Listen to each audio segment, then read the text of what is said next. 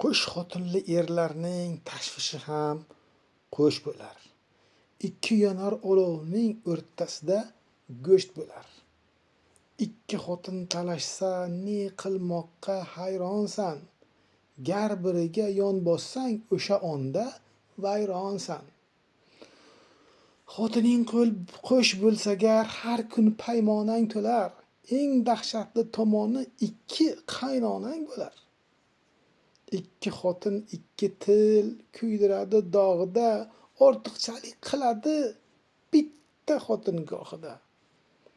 Lek ikki xotinni ham eplagan qandin ursin, erlarga sardor bo'lib elning oldida yursin.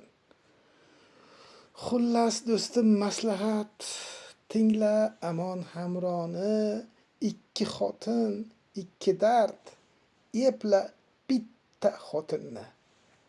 Buni qo'sh xotinliklar va qo'sh xotin qilmoqchilarga jo'natib qo'yamiz.